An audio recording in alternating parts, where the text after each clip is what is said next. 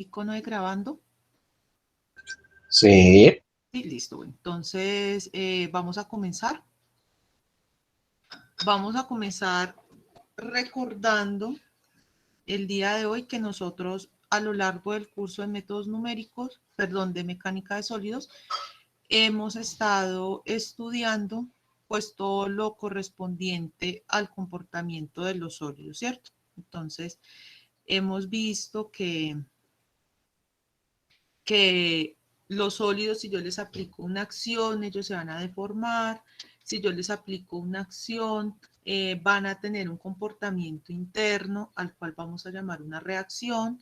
Y pues esa reacción generalmente en el campo de los sólidos lo denominamos un esfuerzo. Realmente un esfuerzo, si bien algunos hablan como si fuera una acción, realmente un esfuerzo es una reacción. Entonces, lo debemos ver todo el tiempo de esa forma, que nosotros estamos eh, provocando son esfuerzos en los estamos provocando que los sólidos tengan esfuerzos al interior de su, pues al interior de, pues, del mismo, entonces que por eso no necesariamente nosotros le tenemos que aplicar una carga, una fuerza para que tengamos un esfuerzo. Ejemplo de eso, cuando le aplicamos calor.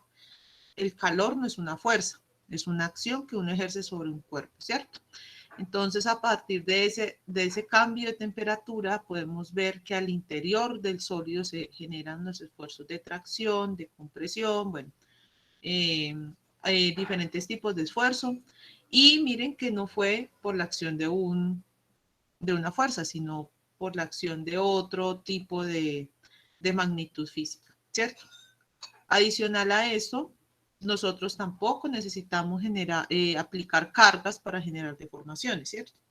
Entonces, lo mismo, el ejemplo de la puerta a la que yo le aplico calor, entonces ella va a aumentar su tamaño, es decir, se va a deformar, va a cambiar su forma, y entonces hemos generado una deformación sin necesidad de aplicar una carga. Eso lo tenemos que tener muy claro y que nosotros podemos hablar de cambios de forma, podemos hablar de rotaciones, podemos hablar de desplazamientos y que esto es lo que va a constituir pues todo lo que nosotros conocemos como las deformaciones, ¿cierto? Entonces, eh, que hay desplazamientos de diversos tipos, hay traslaciones, entonces traslación es la cambio de posición de un lugar a otro, la rotación es el giro que se provoca en ese elemento y la deformación pues es el cambio de forma. Así podríamos pues desglosar todo lo del desplazamiento. ¿Que puedo tener desplazamiento sin deformación? Claro, puedo tener, que es el desplazamiento de cuerpo rígido. Cuando yo tengo una regla y la muevo de un lugar a otro o hago girar simplemente la regla, ahí estoy haciendo un desplazamiento de cuerpo rígido.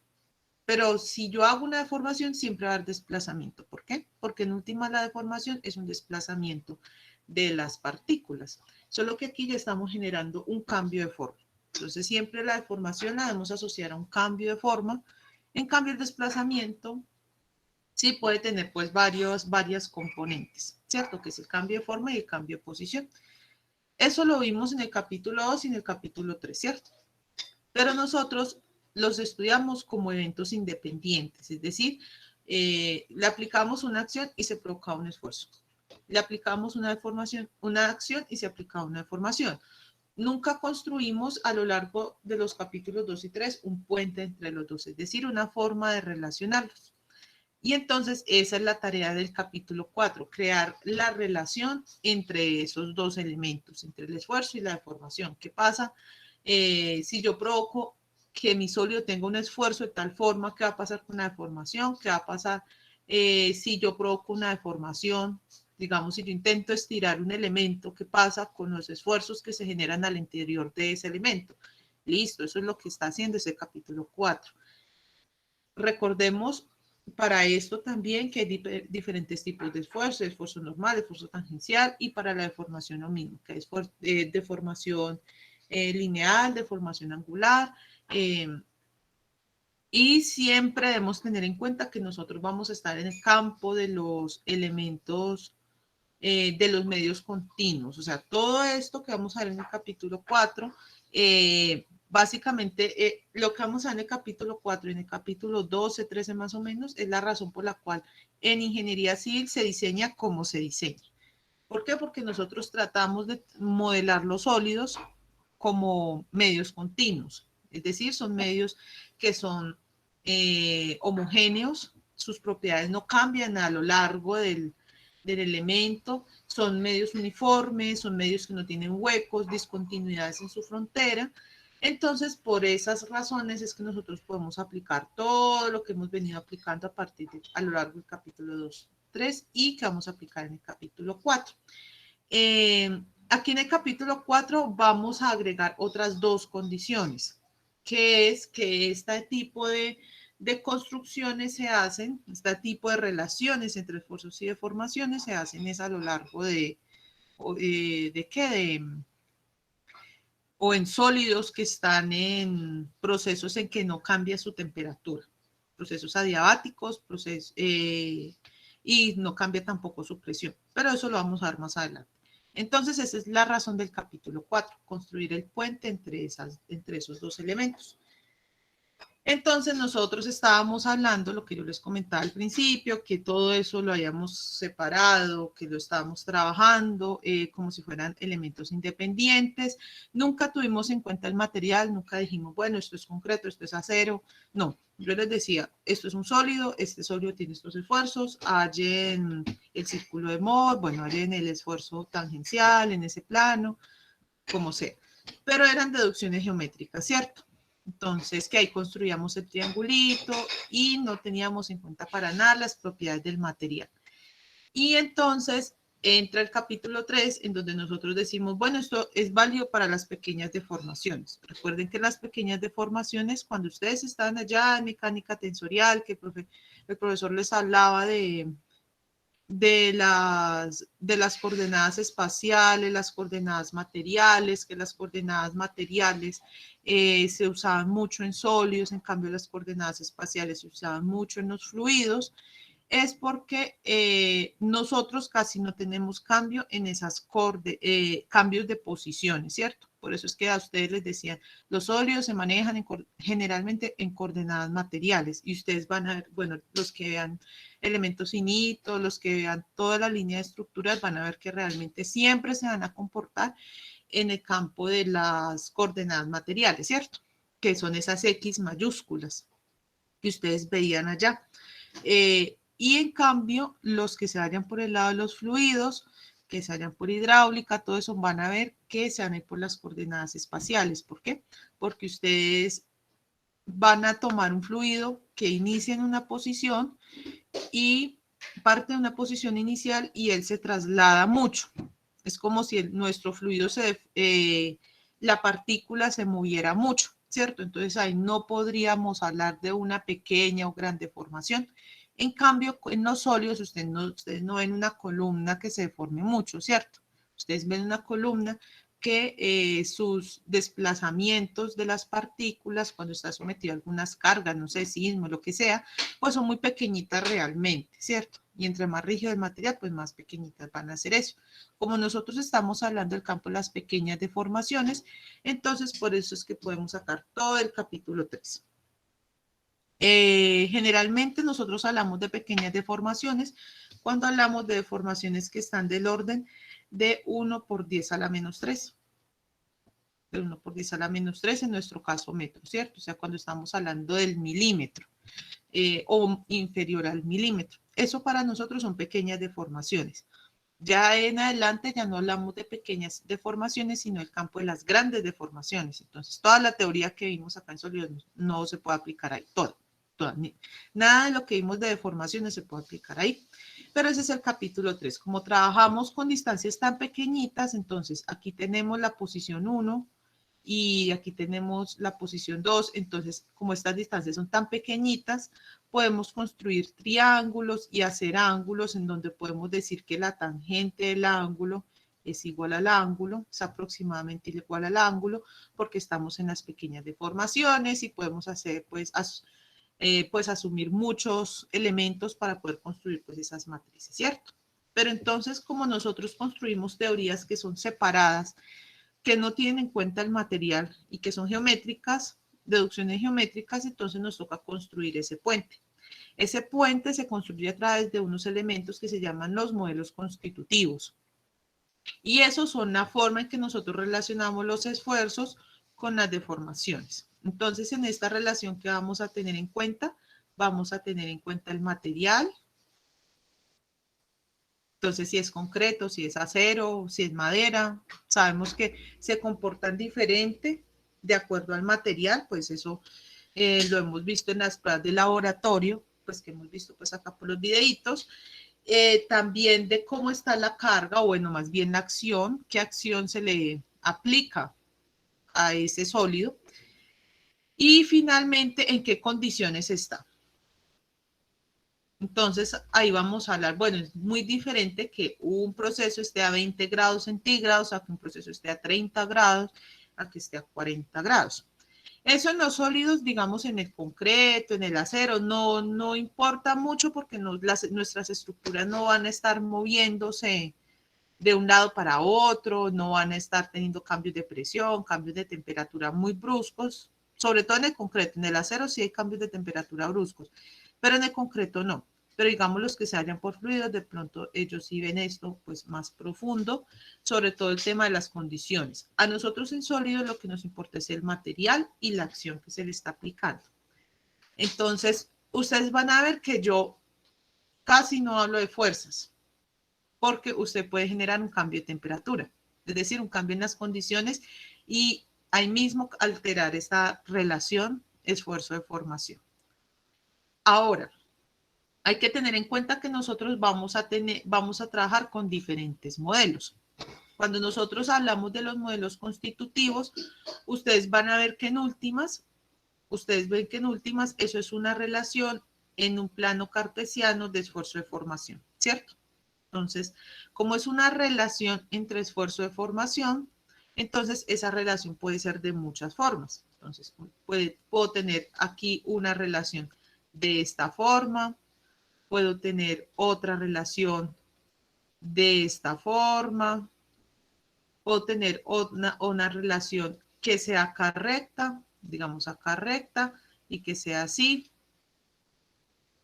Estoy hablando pues de cargas aplicadas pues continuamente, no que quito la carga, la vuelvo a poner, porque eso ya son otras cuestiones.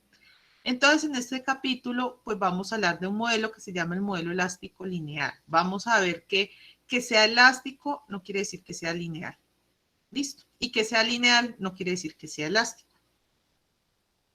Entonces, vamos a ver el comportamiento de los materiales, ¿cierto? Entonces, nosotros habíamos hablado de que en los sólidos, generalmente nosotros clasificamos los materiales, en realidad de tres formas, pero para propósitos del capítulo 2 solo vamos a trabajar con dos formas, que es comportamientos elásticos y comportamientos plásticos. ¿Qué quiere decir un comportamiento elástico?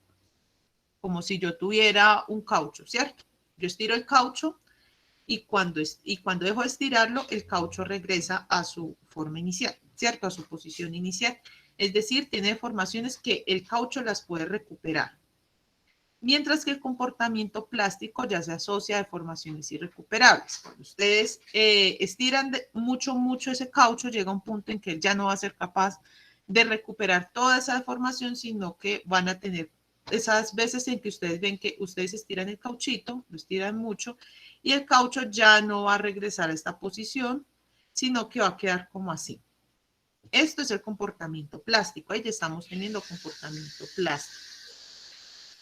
Y entonces, ¿a qué decimos el comportamiento lineal y no lineal? A esta forma de la recta, básicamente.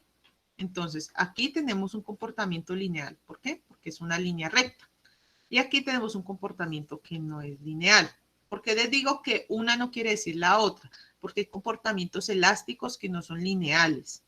Algunos cauchos, sobre todo esos polímeros que usan por allá ¿para qué? Para esos aisladores de base de los edificios, hay unos que tienen unos comportamientos elásticos no lineales. y los cauchos generalmente son elásticos, pero son no lineales. Pueden regresar con curvas, hay unos que regresan como con una curva así, hay unos bastante curiosos. Entonces, hay unos que hacen por allá un garabato y después se vuelven. Bueno, que sea lineal no quiere decir que sea elástico. Nosotros en donde vamos a construir toda nuestra teoría, la vamos a construir en este rango.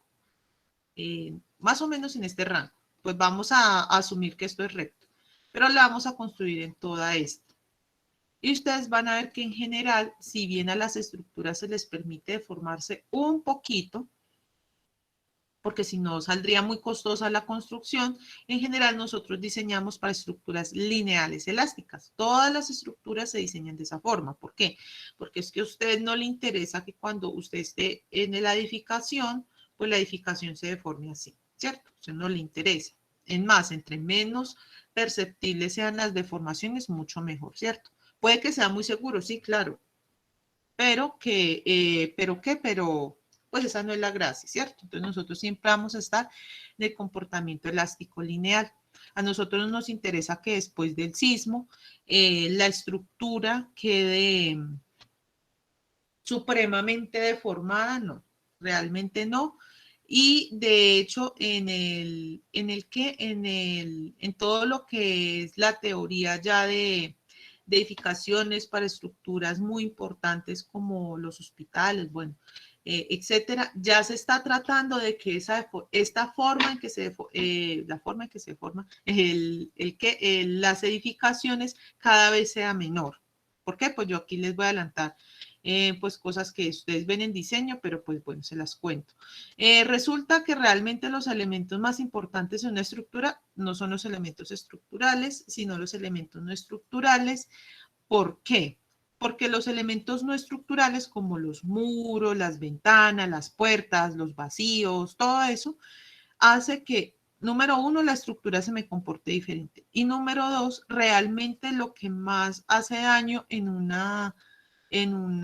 sismo es el elemento no estructural. Entonces es muy difícil eh,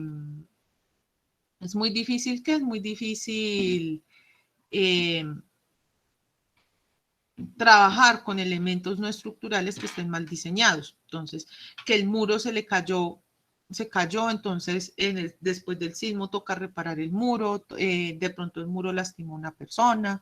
Es más probable que ese elemento no estructural lastime a una persona o llegue a ocasionar grandes daños económicos que un elemento estructural, porque en últimas el elemento estructural, miren que hay un código, nosotros tenemos la NSR10, todo eso es elemento estructural, pero usted va a ver que el elemento no estructural, a pesar de que le dedican muy poquito, es el que más requerimientos tiene realmente. Entonces, como a nosotros no nos interesa que las estructuras se deformen, entonces en última nosotros resultamos diseñando en este rango. Nosotros toda la teoría que vamos a construir, la vamos a construir pues a través de esto. Y entonces nosotros acá podemos decir que como es una línea recta, entonces nosotros podemos construir una relación entre el esfuerzo, que está pues en el eje vertical, y la deformación, ¿cierto? Y eso lo construimos a través de una pendiente. No le agregamos otro término porque nosotros no arrancamos con un sólido ya deformado, ¿cierto? Nosotros arrancamos con un sólido sin deformar. Entonces, a esa pendiente la llamamos E, que es el módulo de elasticidad. Ahora, generalmente en los sólidos, en cualquier sólido, nosotros vamos a tener casi siempre este tipo de comportamiento en el sentido de que nosotros vamos a poder identificar diferentes puntos y que esos puntos son importantes para el comportamiento del material. Entonces, nosotros vamos a tener un punto A y es entonces, ¿cómo nosotros empezamos a hacer eso? Bueno, listo. Entonces, nosotros tenemos un elemento, ¿cierto? Una barrita de acero y la vamos a someter a tracción. ¿Cierto? Esto generalmente es una curva de tracción. La de compresión se comporta casi parecido, pero casi igual, pero pues aquí vamos a hablar pues de una barrita sometida a una tracción, sometida a una carga P que me genera tracción, ¿cierto? Entonces empezamos a cargar y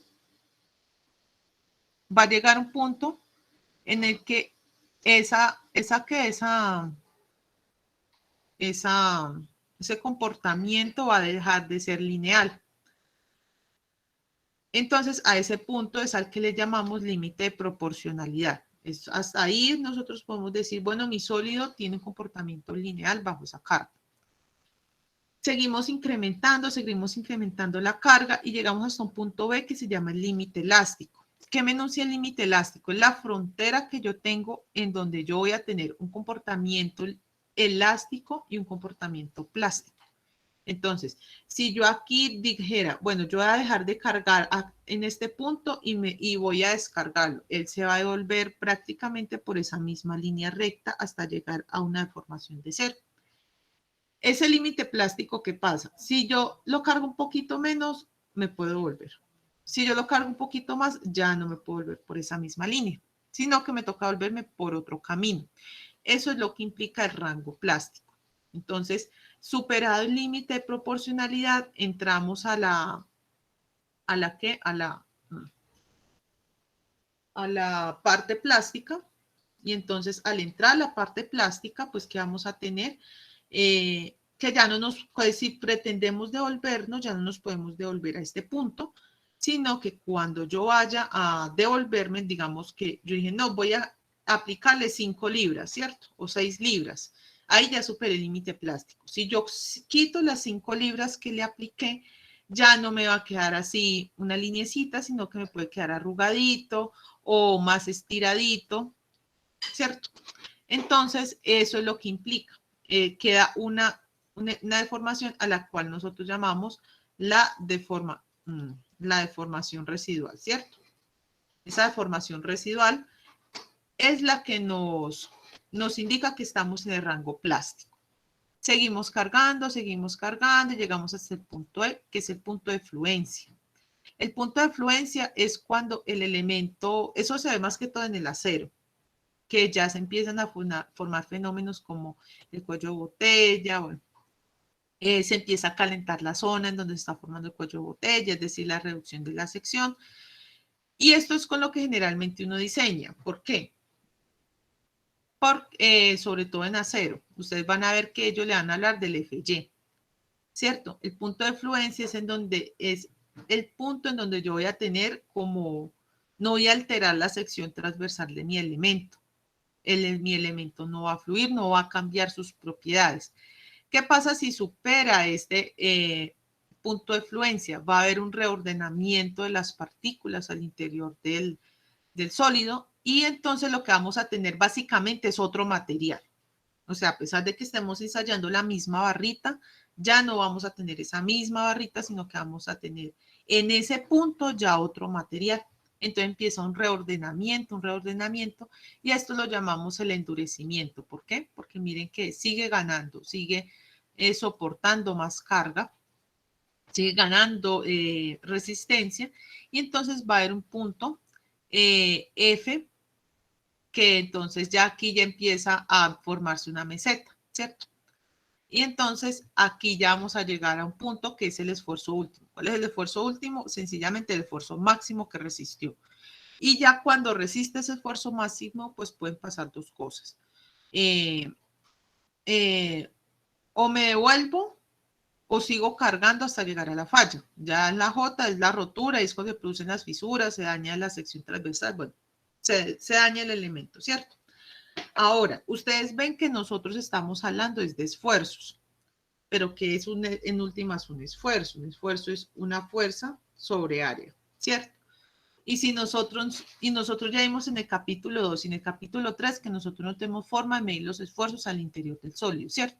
A lo sumo podemos medir las deformaciones y eso pues con la galga o con la regla, bueno, con muchas cosas. Pero nosotros no tenemos forma de medir las deformaciones. ¿Cómo medimos las deformaciones? Resulta que este elemento, esta varilla de acero, pues va a tener una sección transversal, ¿cierto? Y esa sección transversal va a tener una sección A. Y le vamos a aplicar una carga P. Entonces, realmente en laboratorio lo que nosotros construimos es una carga P sobre delta. Creo que es delta, sí. Y eso es lo que nosotros vamos a ver. Entonces, ¿qué pasa? Nosotros lo que hacemos es coger a este valor P y dividirlo entre A. Y así es como sacamos esta deformación de ese esfuerzo. Y ese delta lo dividimos entre la longitud inicial y así es que sacamos la deformación. Realmente lo que nosotros obtenemos de una prueba de laboratorio es el gráfico P delta.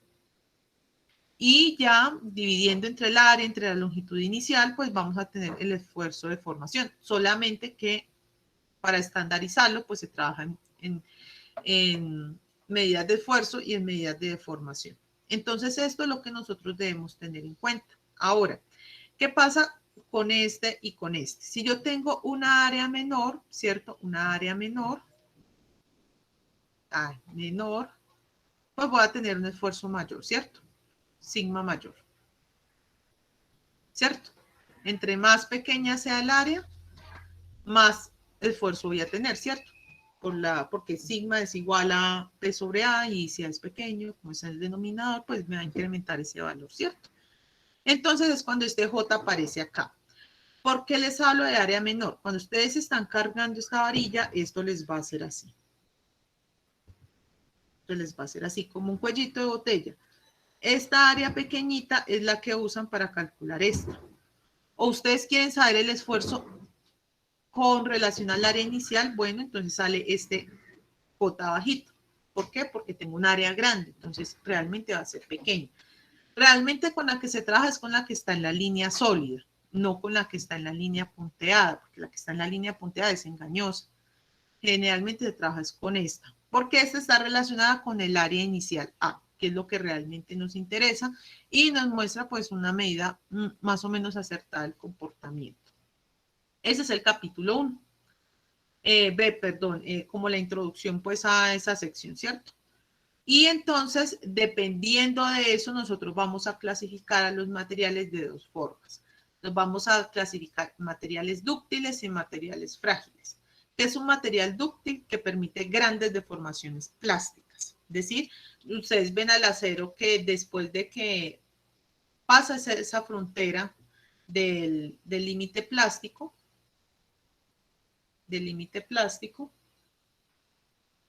pues ese sigue deformando y sigue soportando mucha carga, ¿cierto?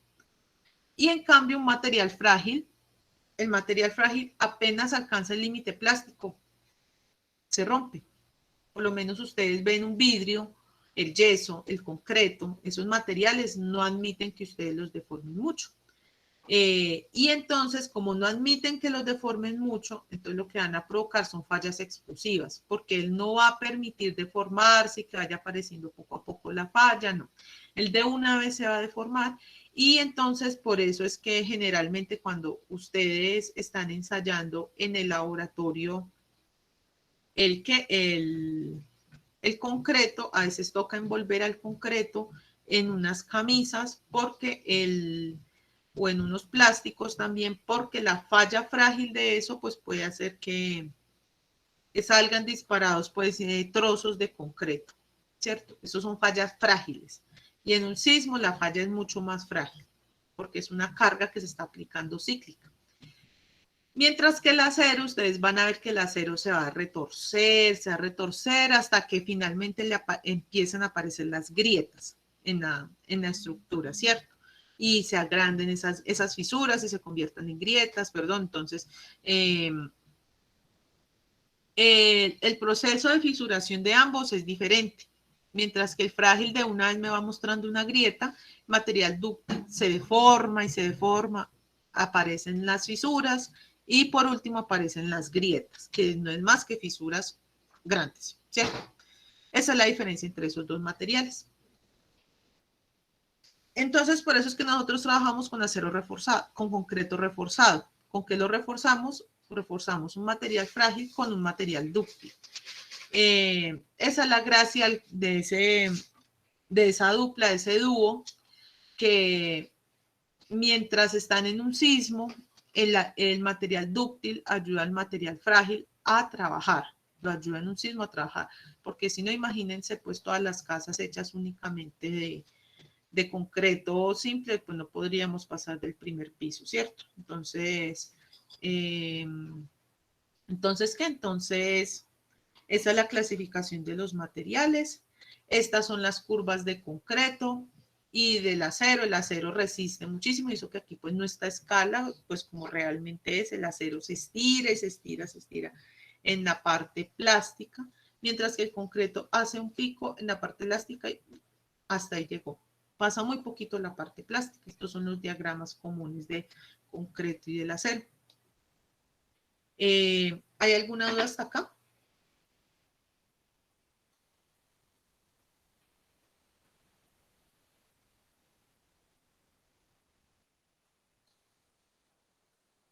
No, bueno, listo. Entonces vamos a continuar con el capítulo 3.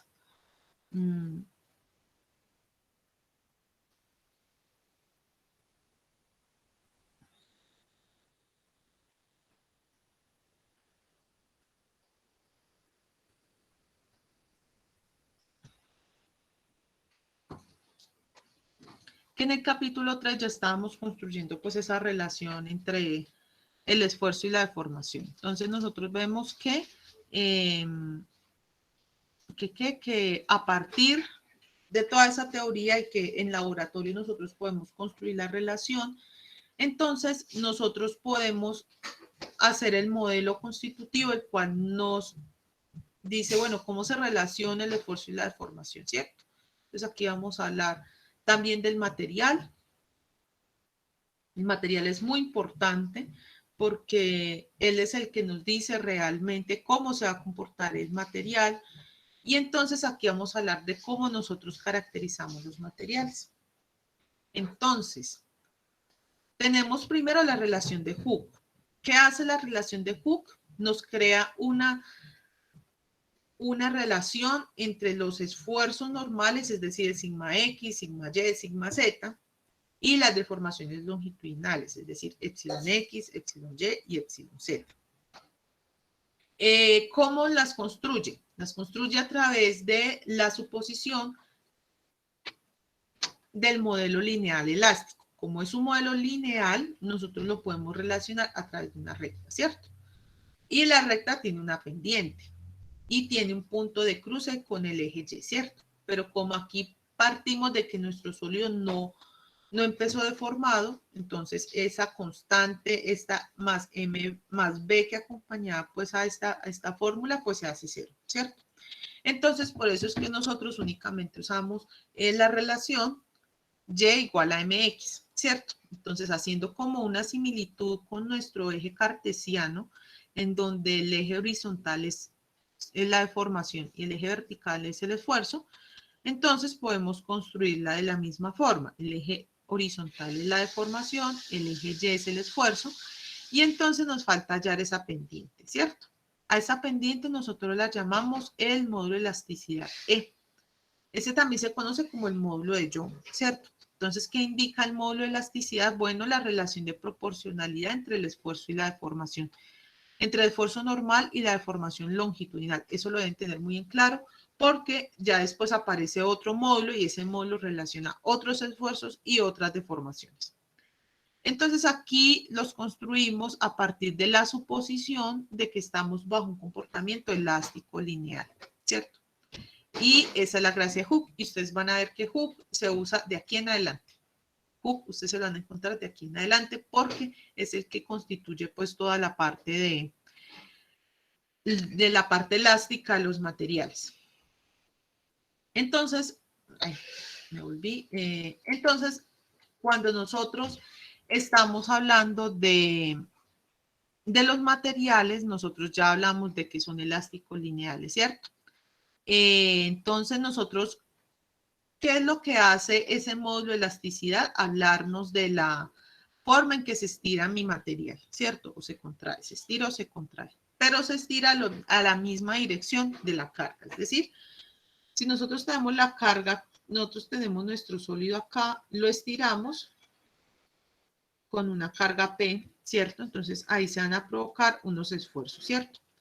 Y entonces el que me va a medir, él me va a medir las deformaciones en la misma dirección en que yo aplico la carga, ¿cierto? Entonces aquí vamos a hablar del épsilon, del módulo de elasticidad y del esfuerzo normal, ¿cierto? Sea X, sea Y, sea Z. Pero ¿qué pasa? Ustedes han visto que cuando yo estiro algo, mientras yo lo estoy estirando en la otra dirección, es decir, en la dirección perpendicular a esta horizontal, pues en el caso del dibujo, pues se va a contraer, ¿cierto? Entonces, mientras yo estiro en una dirección, en la otra dirección se contrae o se dilata, ¿cierto? Entonces, ahí algo o comprimo algo y en la otra dirección se contrae o se estira, eso se llama el efecto Poisson. Y entonces el efecto Poisson es positivo si habla de dilataciones, es decir, de dilataciones, es decir, si yo estiro y esto, a medida que yo vaya estirando, esto se va estirando acá. Y habla de compresión y compresiones, contracción y compresiones, cuando yo voy estirando y esto se va poniendo más delgadito, ¿cierto? Que es como lo que uno generalmente ve, ¿cierto? El más común son esos módulos de elasticidad que yo trabajo,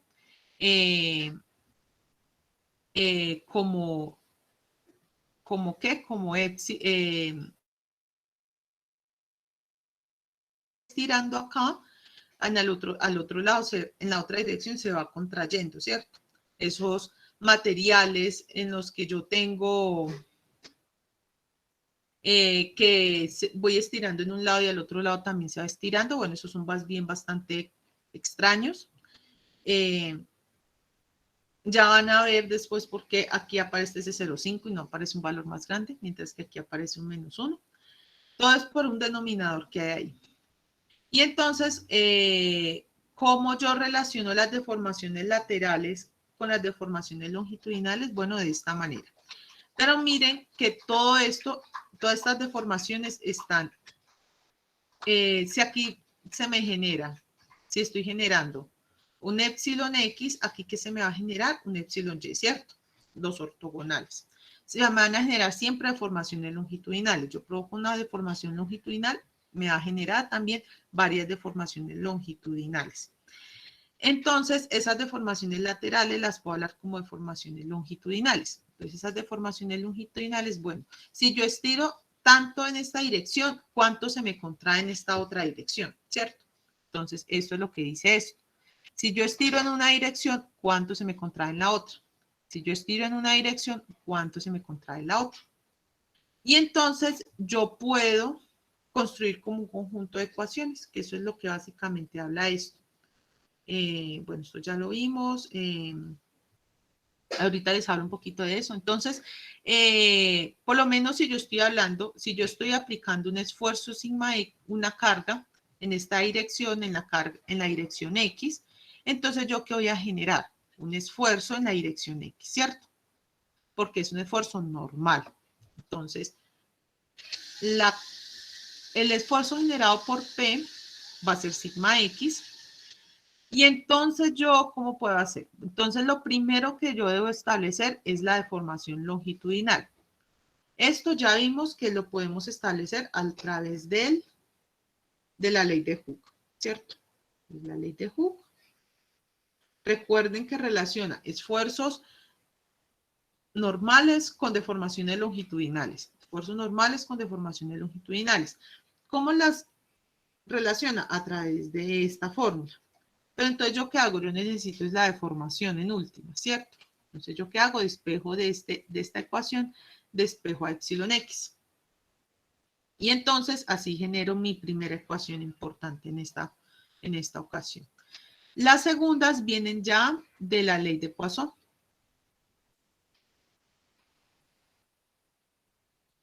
Si yo estiro en una dirección,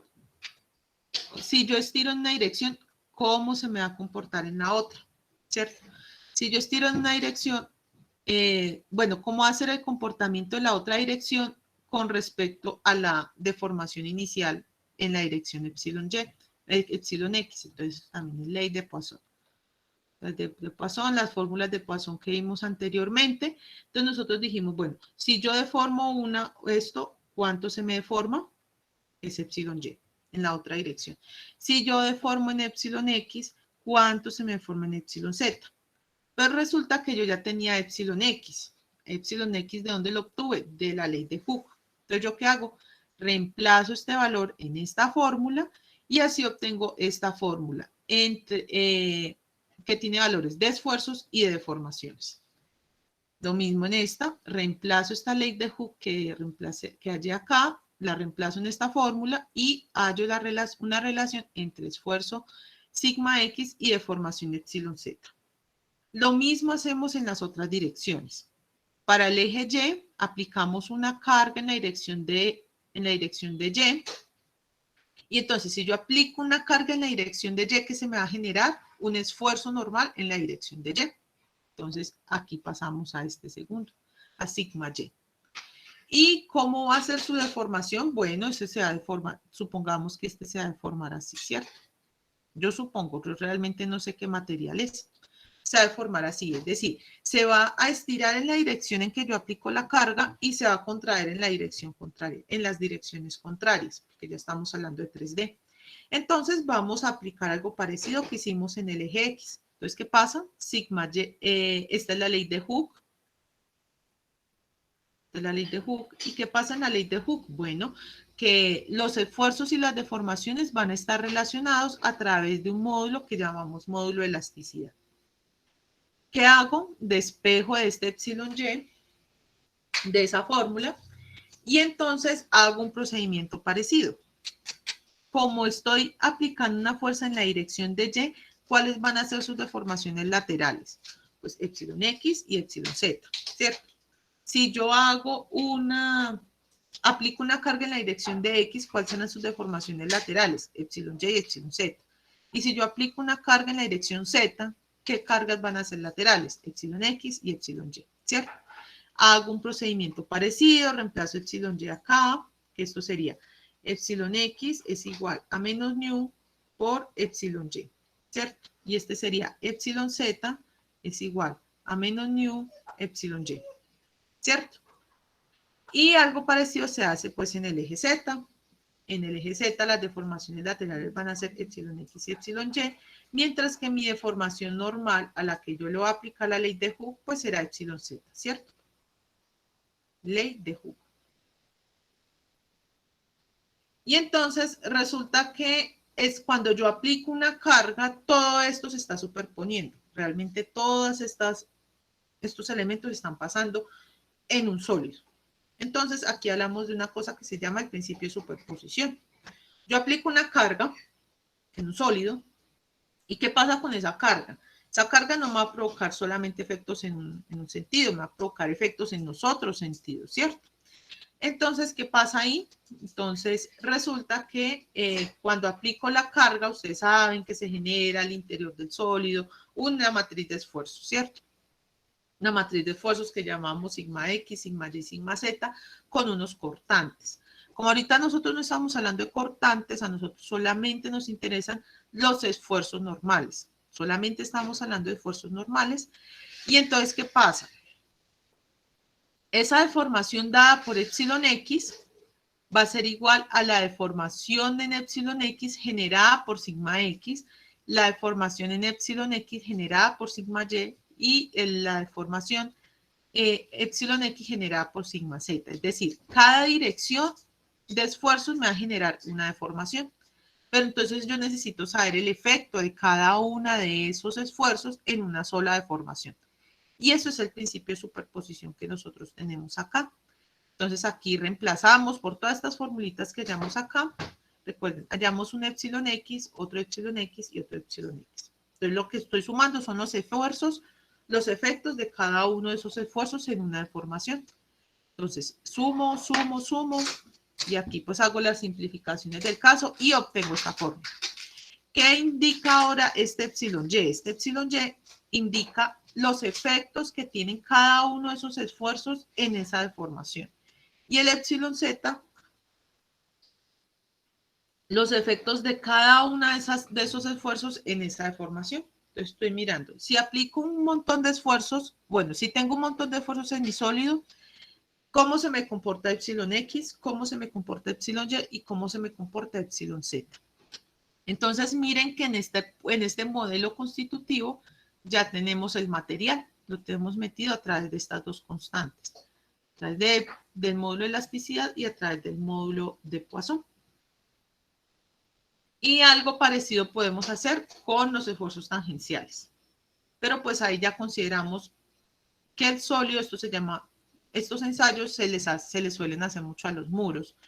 Y esos se llaman ensayos de tracción indirecta, porque realmente yo lo que estoy generando, ustedes van a ver cuando en análisis básico, bueno, cuando vean los ensayos de laboratorio, que generalmente yo todo el tiempo estoy tratando es de medir qué tanto resiste la tracción, todo el tiempo, así aplique compresión, porque ustedes acuérdense que si yo aplico compresión en un lado, es decir, si yo aplico cargas que generan compresión en un lado, es decir, que se acorta en un lado, se va a estirar en el otro, por el efecto Poisson. Entonces, en últimas, ¿qué tanto me resiste el estiramiento? Lo mismo se hace con todos los materiales. Así usted los estire, los comprima, todo el tiempo se está midiendo son tracciones, todo el tiempo, todo el tiempo. Algo parecido se hace con los esfuerzos tangenciales. Entonces, ¿yo qué hago? Bueno, un ensayo de corte puro, se llama un ensayo de corte puro, se genera pues cuando yo coloco mi sólido de esta forma. Y en las esquinas le aplico tracciones y compresiones. Y entonces ahí se generan unos cortantes. Y entonces ahí aplico lo que nosotros hemos visto antes de las transformaciones de un sistema de coordenadas a otro. Bueno, entonces eso lo vemos acá. Pero entonces aquí tenemos en cuenta que aquí tenemos un ángulo de 45 grados, que es igual a este, 45 grados. Y entonces, pues, nos vamos a encontrar con esta fórmula, ¿cierto? Y entonces, acuérdense que nosotros tenemos, pues, un sigma X y un sigma Y, ¿cierto? Pero entonces, en este caso, pues, trabajando con la ley de Hooke, recuerden que epsilon X era igual a sigma X sobre, ¿cierto? Y epsilon Y es igual a sigma Y sobre epsilon, ¿cierto? Pero ¿qué pasa? Este epsilon X, este sigma X y este sigma Y ya no van a ser lo que nosotros conocemos. Van a ser, son estos nuevos taos que nosotros tenemos acá, ¿cierto? Entonces, ¿esto qué va, cómo va a ser? Va a ser menos epsilon por tau, y como yo lo estoy modificando del otro lado, pues va a aparecer ese 1 más mu. Menos tau, epsilon, 1 más mu. Entonces, después ya deformamos eso y ya construimos la relación de ya un elemento deformado. Entonces ahí, como entramos en el régimen de las pequeñas deformaciones, entonces por eso es que nosotros asumimos que tangente de gamma medios es igual a gamma medios. Entonces van a ver que esa simplificación se hace muchísimo a lo largo de la teoría. Y pues aquí se trabaja con puras tangentes, porque yo realmente yo no conozco esta diagonal, yo no sé cómo se deforma esa diagonal, pero yo sé cómo se deforman estos elementos perpendiculares gracias a las deformaciones longitudinales. Pero esas deformaciones longitudinales, en última, son deformaciones longitudinales de un elemento que está girado, ¿cierto? Entonces siempre debemos tener en cuenta eso. Y entonces aquí es cuando aparece este gamma. Realmente nosotros todo el tiempo estamos trabajando es con deformaciones longitudinales cuando trabajamos con este tau. Entonces, nosotros decimos en últimas que las deformaciones tangenciales, los esfuerzos tangenciales, es decir, los esfuerzos de corte, están relacionados es con las deformaciones angulares. Miren que en ninguna parte aparecieron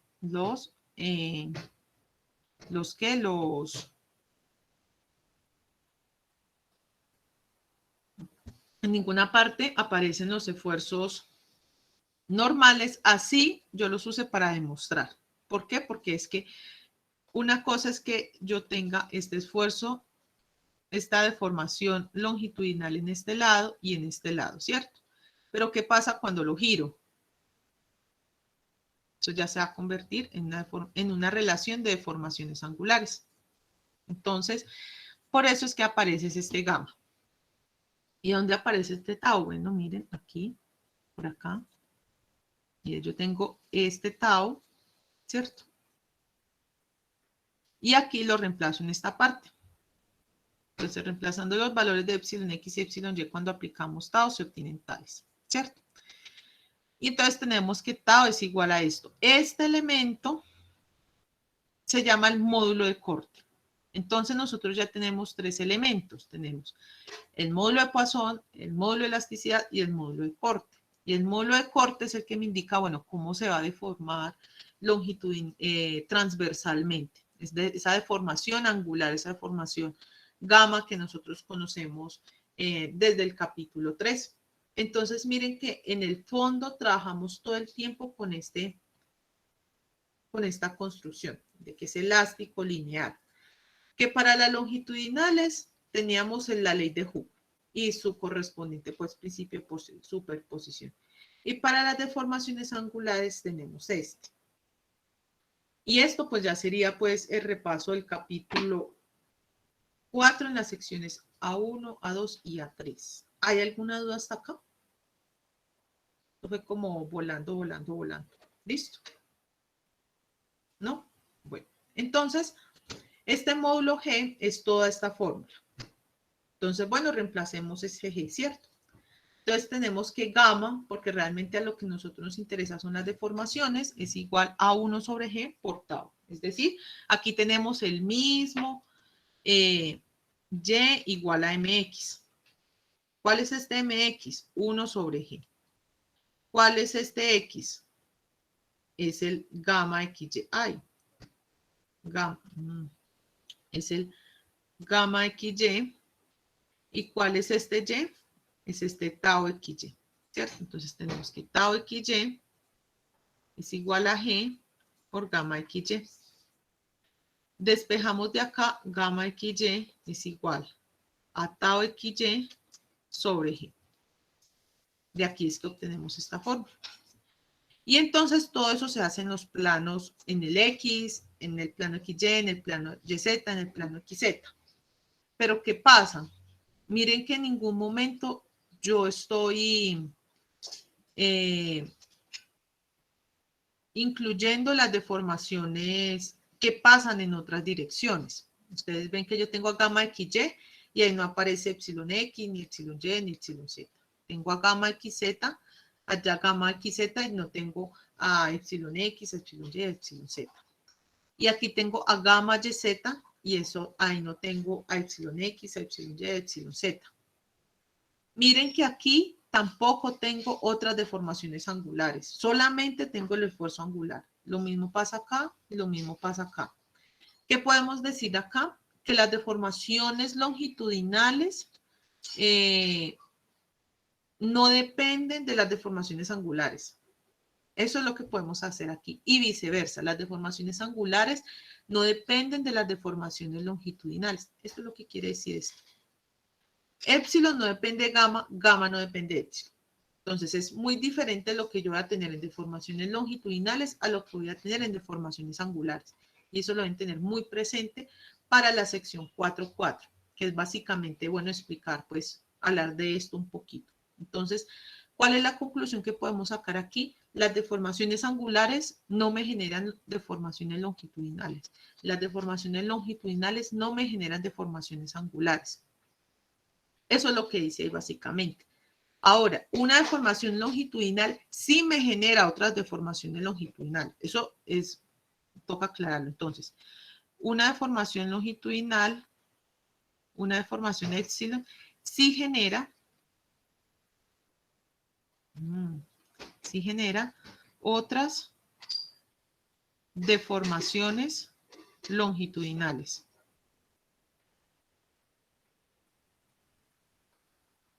Ahora, una deformación angular no me genera, o no genera más bien, no genera otras deformaciones angulares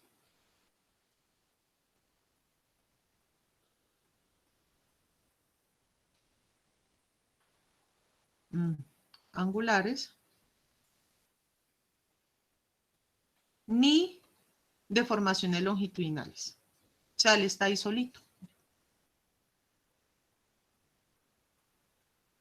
Deformaciones longitudinales. Longitudinales en el sólido. Esto, después de toda esa deducción matemática, esta es la conclusión a la que podemos llegar. Que una deformación longitudinal sí me genera deformaciones longitudinales, pero no transversales o angulares. Angulares, ¿cierto? Esperen un momento, porfa, que aquí pasó algo. Yo les vuelvo a compartir.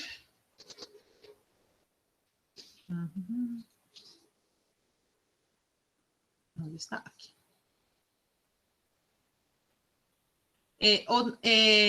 Pero no deformaciones transversales, ¿cierto?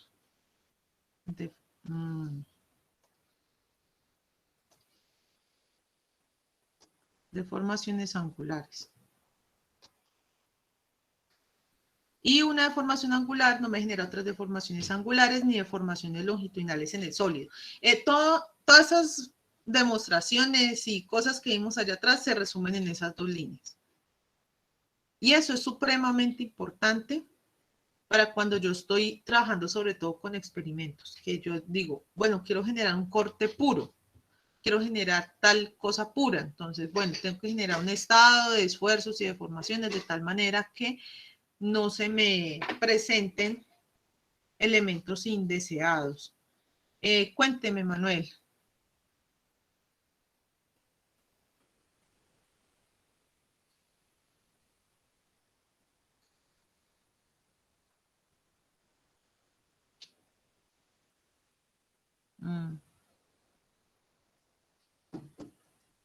Esperemos que él está escribiendo en el chat. Mientras tanto, ¿hay alguna duda hasta acá?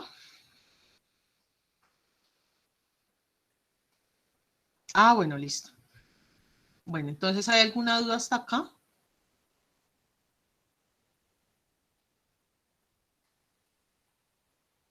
¿No? Bueno, entonces, y que entonces nosotros podemos agrupar todos esos esfuerzos y deformaciones en un conjunto de ecuaciones que se llama la ley de Hooke para materiales isotrópicos.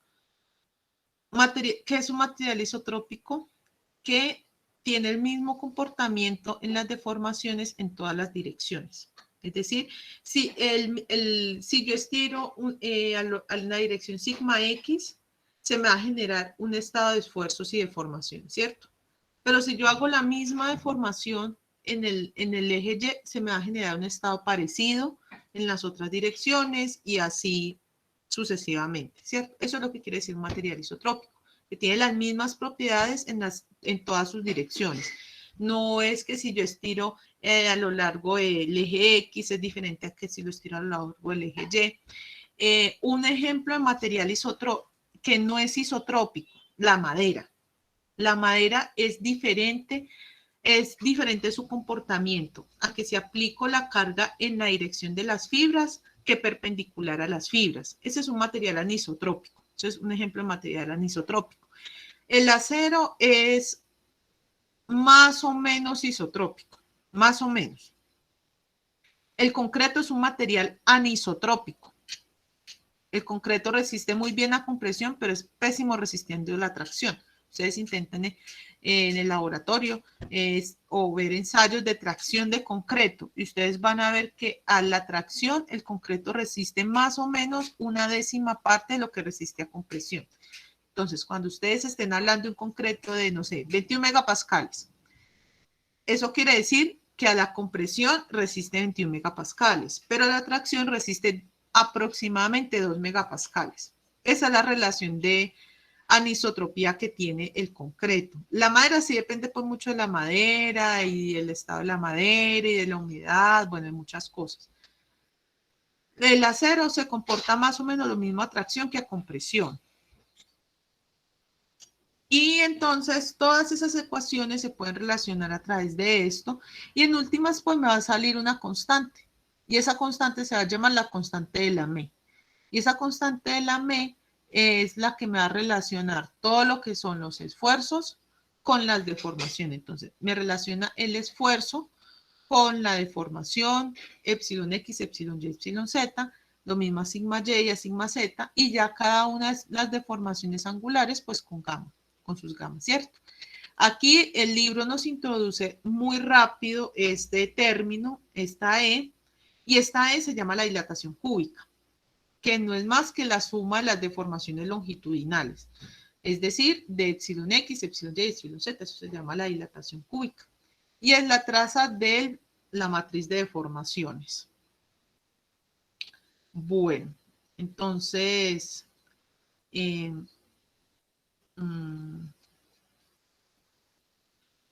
alguna duda hasta acá? Profe, ¿me podrías mostrar, por favor, la última diapositiva? Ah, sí. Bueno, ya les muestro otra vez la diapositiva. Yo estas diapositivas ahorita, apenas terminamos la clase, se las subo, listo, de todas maneras. Ya le voy a compartir pantalla. ¿Hay alguna duda hasta acá?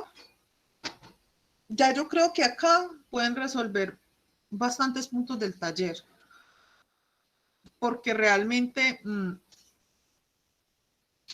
para todo lo que es tensión plana, deformación plana, todo eso, es decir, epsilon X vale 0, epsilon Z vale 0, sigma Z vale 0, son cosas así. Pero pues, si no, pues esperan esta tensión plana, que yo creo que ya lo estaremos viendo el jueves. Yo creo que ya empezamos el jueves con tensión plana.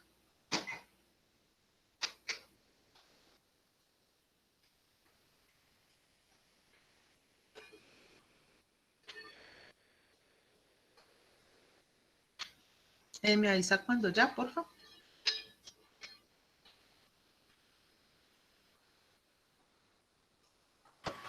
Ya, profe, y una pregunta, entonces la dilatación cúbica es igual a la traza de... Sí, porque recuerden que epsilon, la matriz era epsilon X, epsilon Y, epsilon Z, ¿cierto? Y aquí aparecían los gamas XY, gamma XZ, creo, gamma YZ,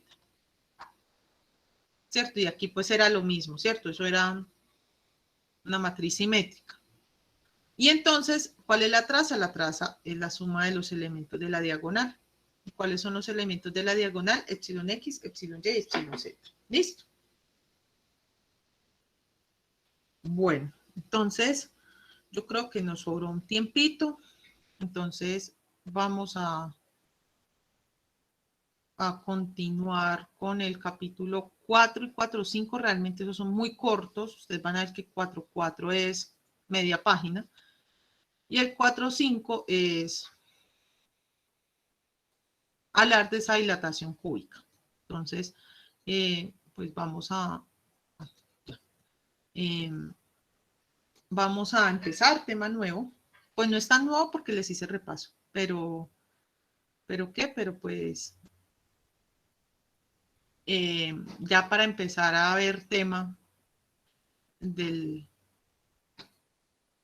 correspondiente al taller. Entonces, nosotros habíamos dicho en el capítulo 3, en la sección 4.3, que una deformación angular no me generaba otras deformaciones angulares y no me generaba otras deformaciones longitudinales.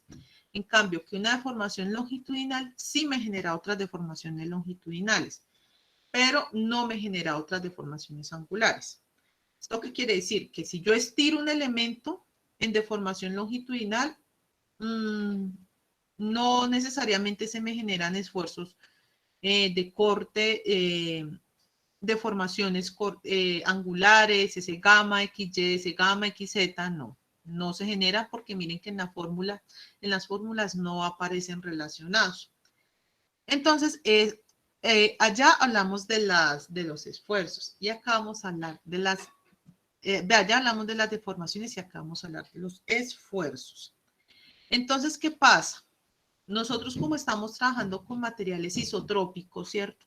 Que por eso trabajamos con las ecuaciones de la M, que no vamos a tener un módulo de elasticidad diferente en una dirección que en otra dirección, sino que el módulo de elasticidad es el mismo en todas las direcciones. Miren que nosotros cuando dedujimos las fórmulas, nosotros hablamos de un solo E, de un solo G, de un solo nu.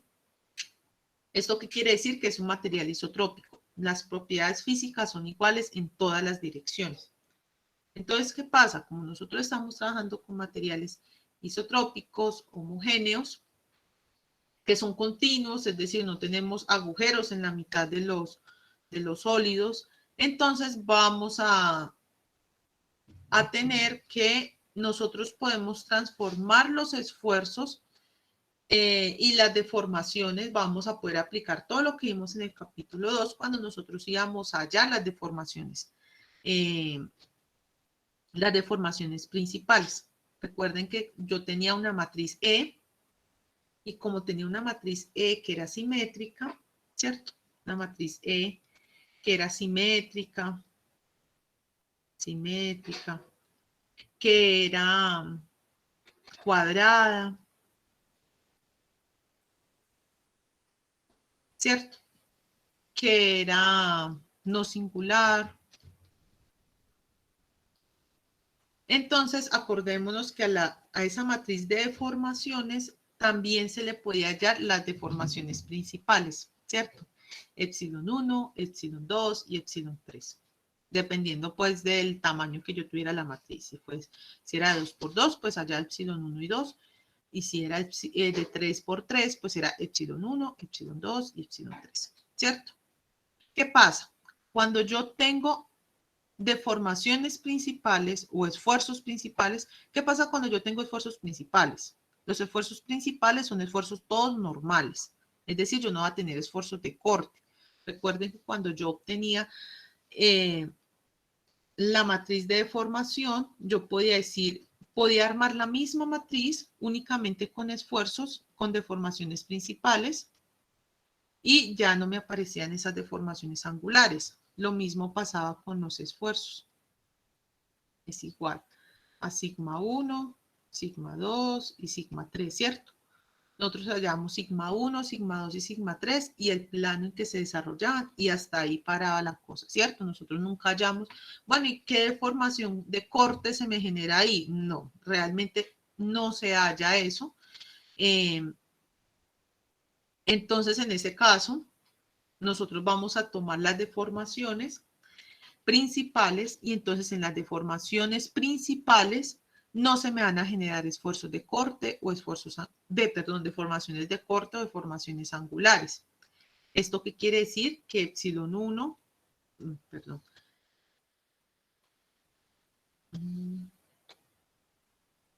que epsilon 1, epsilon 2 y epsilon 3 son normales, ¿cierto? ¿Qué quiere decir esto? No vamos a tener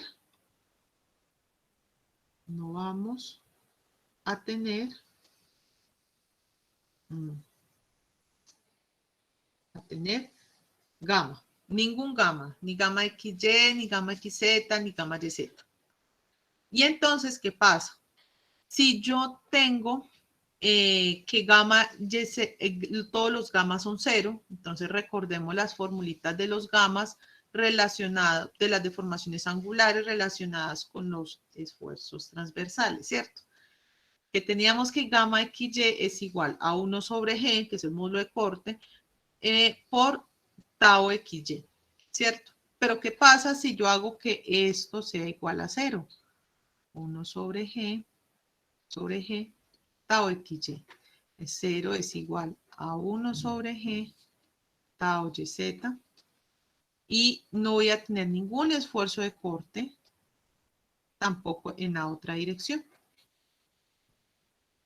Gamma XZ. Perdón, esto es tau. Esto es tau XZ. ¿Qué pasa?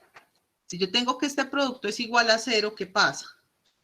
Este número no puede ser 0, ¿cierto? Que son las propiedades del material y si yo las hago 0 es como si el material no existiese. Cosa que pues no es posible, ¿cierto? ¿Cuál es el otro que puede ser 0? Pues los esfuerzos, ¿cierto? Como los esfuerzos son 0, entonces todos los esfuerzos son 0. Entonces, ¿qué pasa? Recuerden que es un esfuerzo principal. ¿Qué es un esfuerzo principal?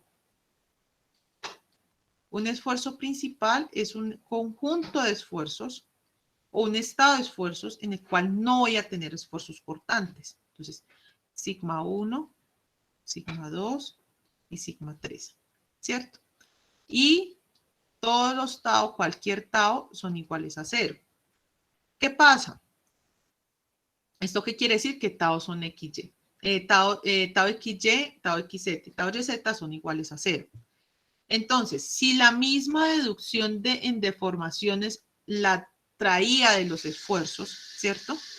Es decir, que en estas direcciones, en estos ángulos, teta, yo voy a tener un estado de esfuerzos de tal manera que no me aparezcan los cortantes y en este ángulo teta voy a tener una condición en la cual tampoco voy a tener esfuerzos cortantes.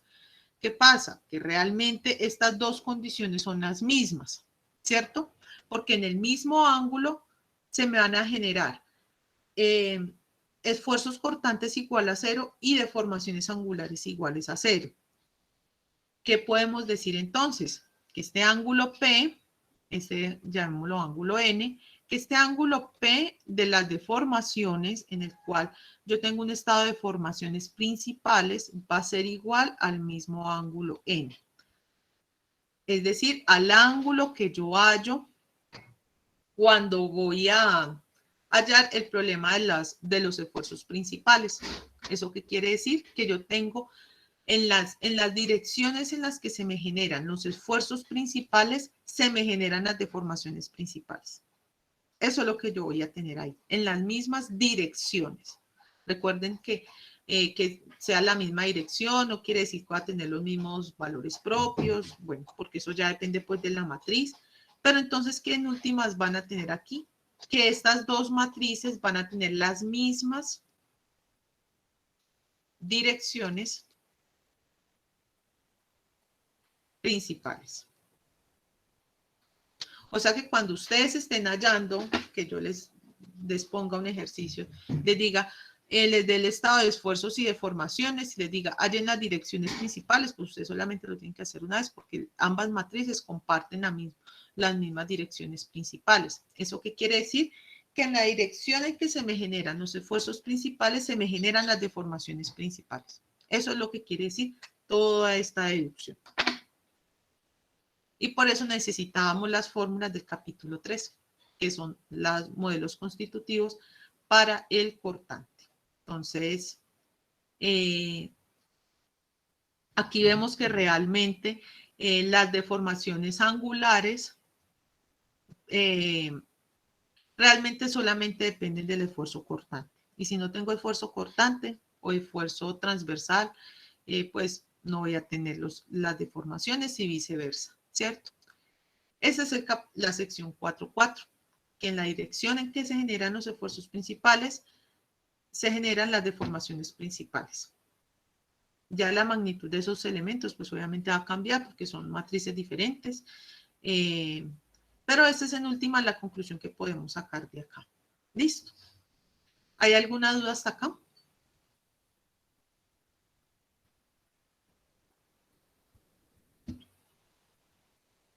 Pueden escribir por el chat también.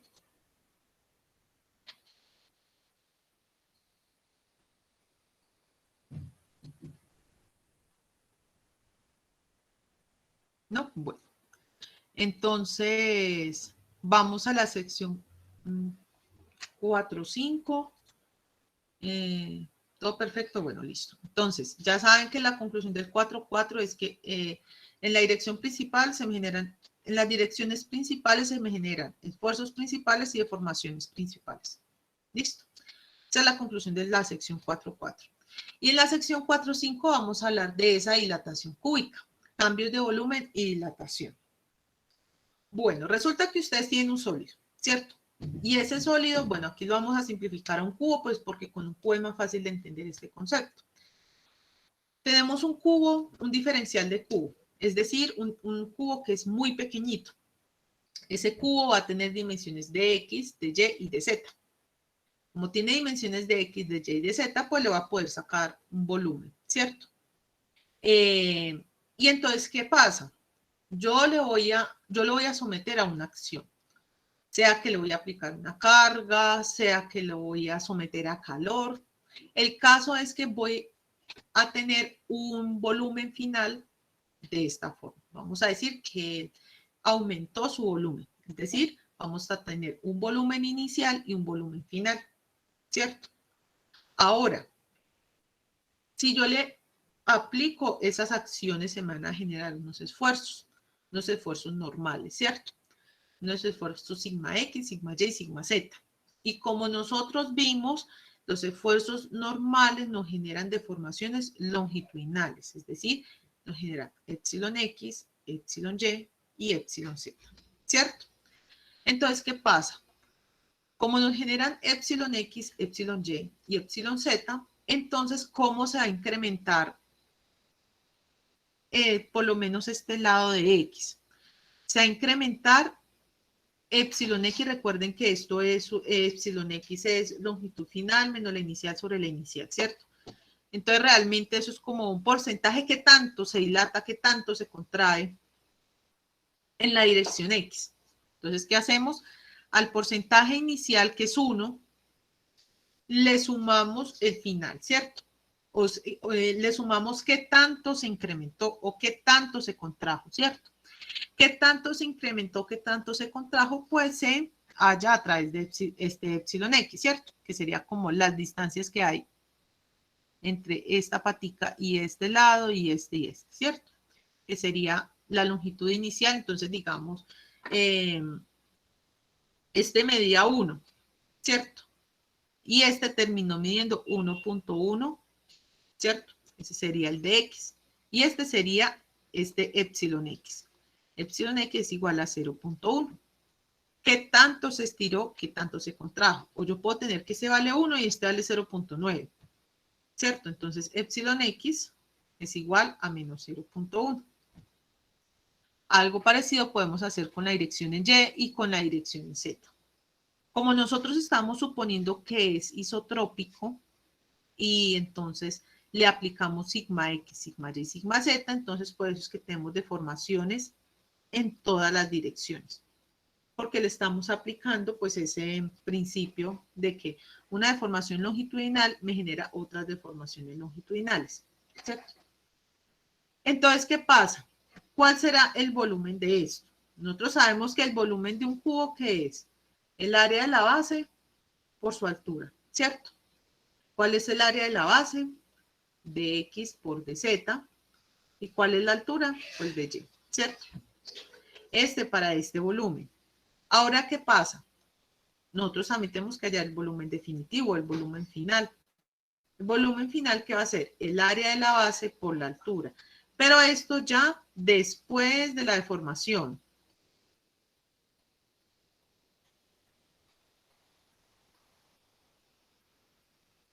Es decir, con todos estos laditos. Entonces, hacemos volumen final es igual al área de la base. ¿Cuál es el área de la base? 1 más epsilon X por dx por 1 más epsilon Z por dz, ¿cierto? Ese sería el área de la base, por la altura que es 1 más epsilon Y por dy, ¿cierto? O sea, son todas las deformaciones longitudinales. Ahora, bueno, eso es algo que aquí teníamos.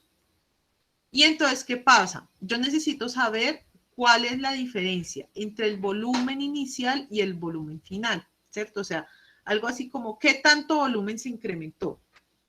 Por decirlo así. Entonces, para saber qué tanto volumen se incrementó, entonces, ¿qué hacemos? Pues restamos el final del inicial, ¿cierto? Entonces, aquí ustedes desarrollan todo esto y entonces esto les va a dejar un término de este estilo. ¿Qué pasa? Cuando ustedes multiplican algo que es muy pequeñito con otra cosa que es muy pequeñita y con otra cosa que es todavía más pequeñita, pues ¿qué va a pasar? Eso va a tender a 0, ¿cierto? Digamos que epsilon X es igual a 0.1. Epsilon Y es igual a 0.1. Epsilon Z es igual a 0.2, ¿cierto? Entonces, ¿qué pasa? Epsilon X, epsilon Y y epsilon Z, que va a ser igual, ese producto. Esperen, yo saco la calculadora. Entonces, 0.1 por 0.1 por 0.2, y esto es igual a 2 por 10 a la 3. 2 por 10 a la menos 3, ¿cierto? ¿Qué pasa? Esto es mucho menor que 0.1, ¿cierto? Ahora, ¿qué pasa si en vez de esto yo tengo epsilon X igual a 0.01? Epsilon Y es igual a 0.1. Epsilon Z es igual a 0.2. Entonces, epsilon X, epsilon Y y epsilon Z, que es igual 0.01 por 0.1 por 0.2. Me da 2 por 10 a la 4, 10 a la menos 4. Y 2 por 10 a la menos 4 es mucho menor que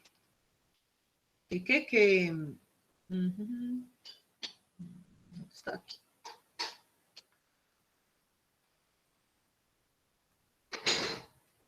Que este 0.01, ¿cierto? Porque esto es 1 por 10 a la menos 2. Entonces miren que si yo multiplico tres cosas que son muy pequeñitas, pues me va a resultar un número más pequeño, ¿cierto? Y en últimas, esos números tan pequeñitos, pues tienden a ser cero. Entonces, ¿yo qué hago? Simplemente los voy eliminando. Lo mismo pasa cuando yo estoy multiplicando dos elementos que son muy pequeñitos. Esos dos elementos que son muy pequeñitos son poco importantes comparados con estos elementos, ¿cierto? Entonces, también los elimino.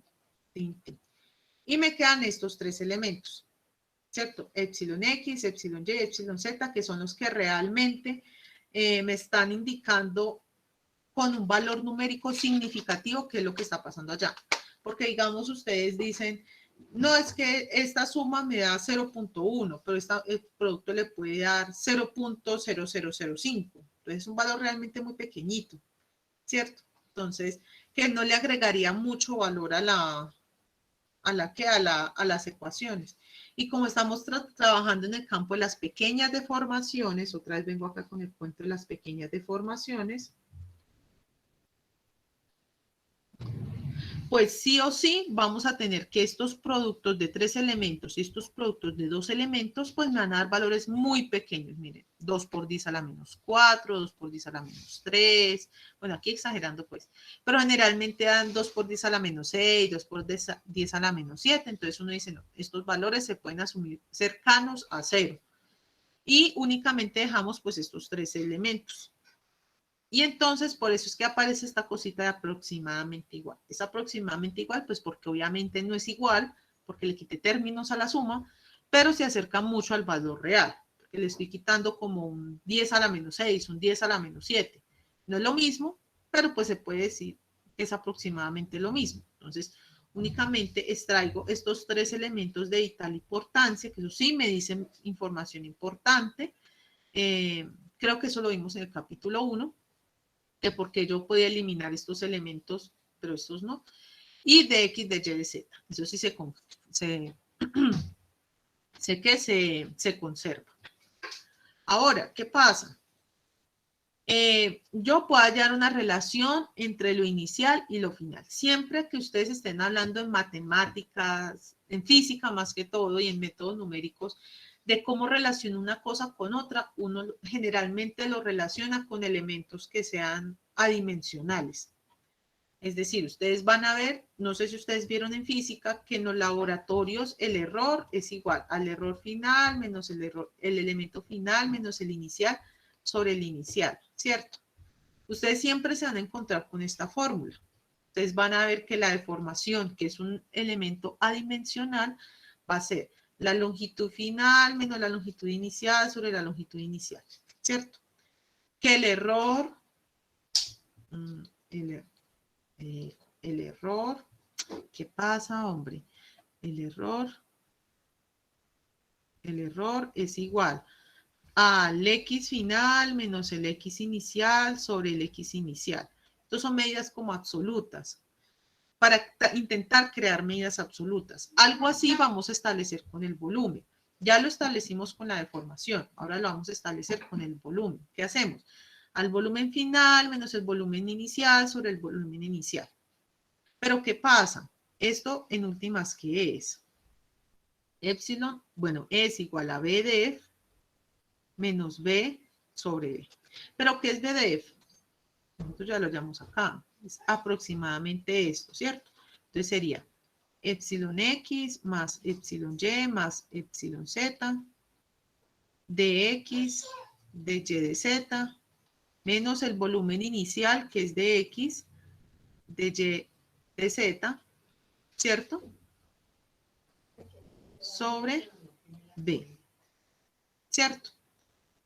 Y entonces, ¿aquí qué hacemos? No, pues mire, tenemos el de X de Y de Z. Y entonces, ¿aquí qué pasa?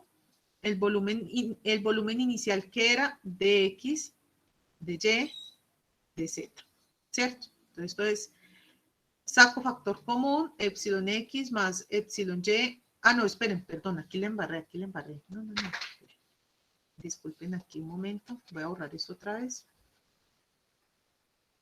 Entonces, ¿esto qué es? El volumen final, ¿qué es realmente? El volumen final es este, ¿cierto? Es este. Pero yo esta resta ya la tengo acá hecha, ¿cierto? El volumen final o el volumen deformado menos el volumen inicial. Volumen deformado menos el volumen inicial sería esto. Entonces sería epsilon X más epsilon Y más epsilon Z. Eso ya lo hallamos. Por dx, dy, dz. Sobre el volumen inicial que es de X, de Y y de Z. Y aquí simplificamos esto y entonces esto es aproximadamente igual a epsilon X más epsilon Y más epsilon Z. ¿Cierto? Y esto es lo que nosotros denominamos la dilatación cúbica. ¿Qué tanto se me dilata mi cubo? La dilatación cúbica. Y entonces el cambio volumétrico, pues, bueno, será la integral triple. Recuerden que todos estos epsilon X, epsilon Y, epsilon Z, en últimas son funciones continuas sobre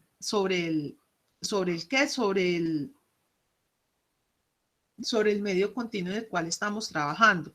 Solamente que nosotros decimos, no, pues epsilon X es igual a 0.1. Pero esto también puede ser una función. Epsilon Y es igual a 0.2. Pero esto también es una función, solo que es una función constante. Epsilon Z es igual a 0.01.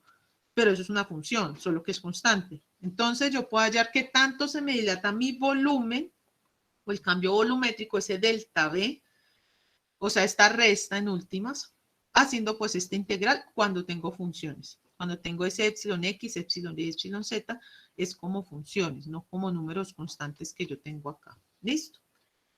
¿Hay alguna duda hasta acá?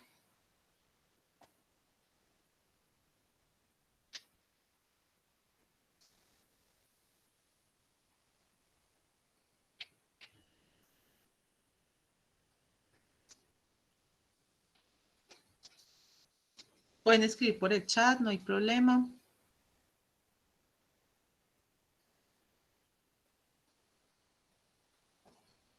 ¿No? Bueno. Bueno, listo. ¿Tienen entonces alguna duda del taller?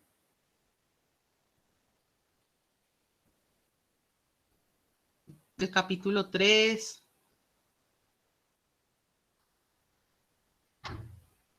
¿No tienen dudas del capítulo 3? ¿No tienen dudas del capítulo 4?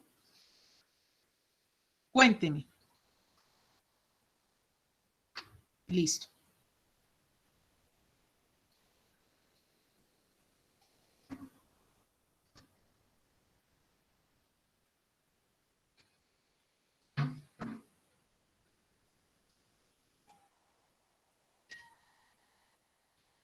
Cuénteme. Perdón, cuénteme. Luz.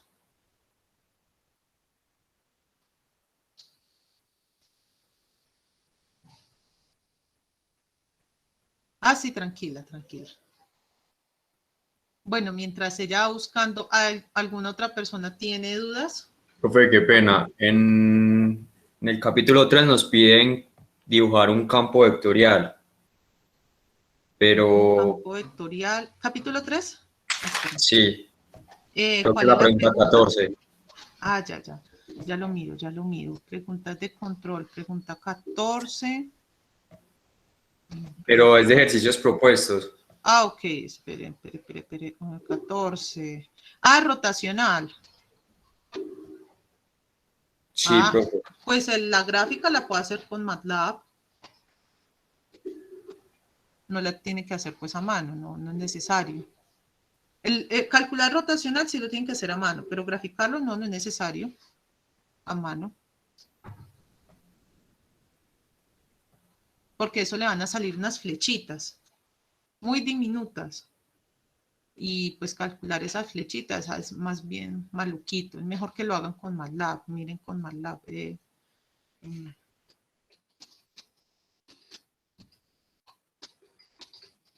Profe, ya. Ya, listo. Cuéntenme. Pues es una pregunta sencilla, es de la sesión 4.11, es la pregunta 8, que dice ¿cuál es el sentido físico que le da usted al módulo de rigidez G? Pues la verdad no sé cómo tomar la pregunta, como el sentido hacia dónde va, o sea, no entiendo la pregunta bien. Bueno, es que esas preguntas son un poquito raritas, pero bueno, ¿cuál pregunta es? La 4, 8 de la sesión 4.11. ¿cuál? La 8, ¿cierto? Pues Sí, señora. realmente, ¿qué significa eso? O sea, ¿qué significa el módulo de rigidez? O sea, ¿cuál es el sentido físico? Para usted, ¿qué significa el módulo de rigidez G? Si es por lo menos la E es la constante proporcionalidad entre los esfuerzos, entre las deformaciones longitudinales y los esfuerzos normales, ¿cierto? La E, el módulo de elasticidad, es, bueno, la pendiente de ese módulo, de esa línea recta, ¿cierto? ¿Y qué es el módulo G? Recuerden que el módulo G es el módulo de corte, y el módulo de corte es el que pues me relaciona todo lo que es la deforma, el módulo de elasticidad, el módulo de Poisson, pero en últimas, como vimos en la sección 4.3, realmente el G cumple la misma función que el E. Es una constante de proporcionalidad. Me indica, como yo estoy trabajando en medios elásticos lineales, me indica la relación existente, o bueno, es la pendiente de esa relación existente entre el módulo, entre el esfuerzo cortante y las deformaciones angulares. Eso es, ¿qué es el sentido físico? O sea, ¿qué es eso realmente? ¿Listo? ¿Me puede repetir lo último, profe? ¿Pendiente de qué? ¿Qué es la pendiente? Pues es la pendiente, o bueno, es esa pendiente que me relaciona es la pendiente de esa recta que me relaciona el esfuerzo transversal o el esfuerzo de corte, ese tau, con la deformación angular, con ese gamma XY o XZ o YZ, ¿cierto? O sea, más que todo definir pues lo que sería el módulo G, Sí, es porque más pues que todo como con definir lo del eso. sentido. Sí, sí, Ah, bueno, sí, solo que hay preguntas muy raritas, pero sí, eso es lo que significa eso. sí. Ajá, bueno, listo. Ah, bueno, profe, gracias. Listo. ¿Qué otra pregunta?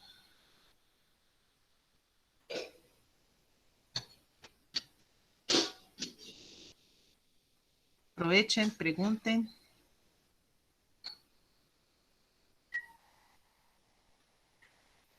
Bueno, entonces si no hay preguntas, en la tarde, esta tarde les subo todas las diapositivas y les subo también este video. ¿Listo? Se lo subo tanto al correo electrónico como a la lista de reproducción. ¿Listo? Entonces, si no hay preguntas, entonces que pasen. Profe, ¿y la nota del primer taller Ah, no es está que todavía? no está todavía porque no las he terminado de subir, pero espero de aquí a la noche tenerse las listas. ¿Listo? Que me toca subírselas con las Ah, correcciones bueno, y todo profe. eso. ¿Listo?